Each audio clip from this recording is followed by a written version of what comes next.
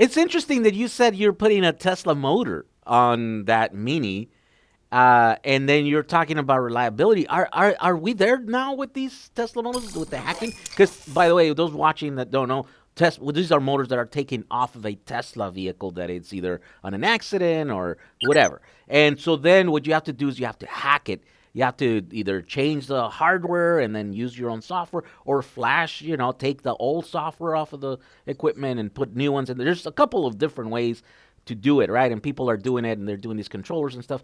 But the problem is, I think that I have heard from other shops is that it's still kind of a hack. It's still the stages, and it's still kind of unreliable. To some people, believe that, right? But what is your take on that? Well, okay, I've tried every conversion.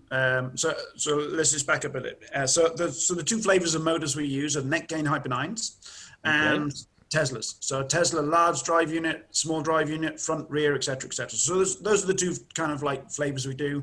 Obviously, Okay. the Hyper 9, fantastic motor, and we do use still some HPEVs motors, AC20s go in the Fiat 500s, etc. Great motors again.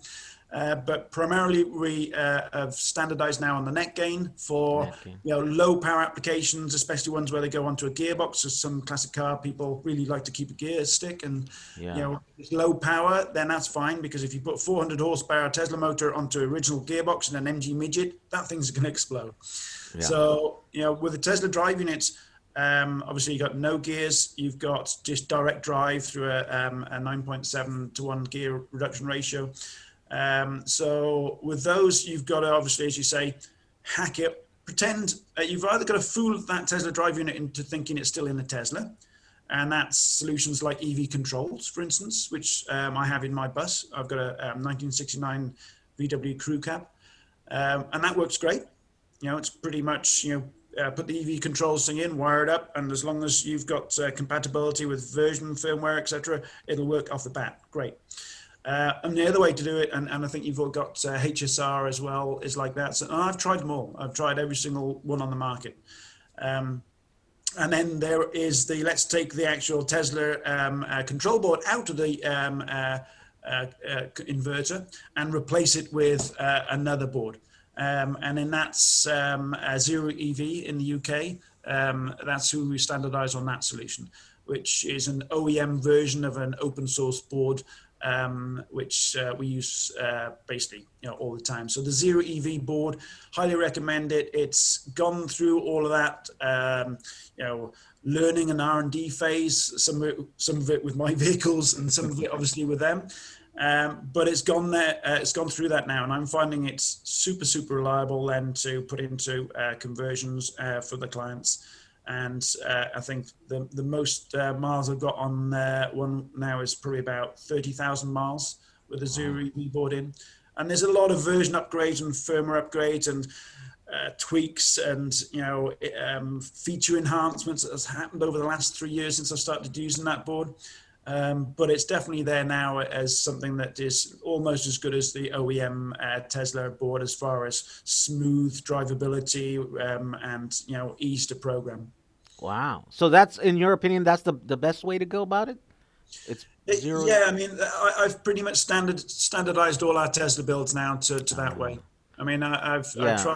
I've tried the other ways of doing it, and there's nothing wrong with the other ways of doing it. They work. I mean, I still have the EV controls solution in my bus because it just works. There's no reason to take that out and put in the Zero EV board because the EV controls one works. So that's great. But for a number of reasons, we've standardized on Zero EV. Not just because actually they're not too far away from us, they're 2 hours away, but the support we get off Chris and the gang is fantastic. And when we want a new feature, or when we come across something that's a little bit buggy, a little bit dodgy, as we say in the UK, they'll be straight onto it and they'll get a new firmware developed on it, and they'll fix it. And when you're a conversion shop that has deadlines to get cars out the door for customers, having a support network of your suppliers who are on it is so important, because the supply network for the EV conversion market in the world it's flaky. And if you're running a business where you're trying to convert cars and there's deadlines, and you don't want to have stuff that's homemade and like built by some hobbyist in his garage. That's not really the stuff you want to be putting in customers' cars that are going to be going out there and shouldn't need to see that car for 5 years. Yeah. So zero EV guys are great in that respect. Wow. Okay. There you go. See, yeah. So, like I said, I talked to other shops, and they're like, we're still not quite sure that's ready for prime time yet, right? And I'm like, yeah, okay. I haven't tried it personally in any of my cars yet, but that's the plan to put it on my original bus is to put a Tesla Drive, and I Ah, still cool. haven't decided which way I'm gonna go about it. And so now that I'm having conversations here with you, What that what have you hopefully got? is What one. have you got in your splitties now? I have HPVS still, HC50s.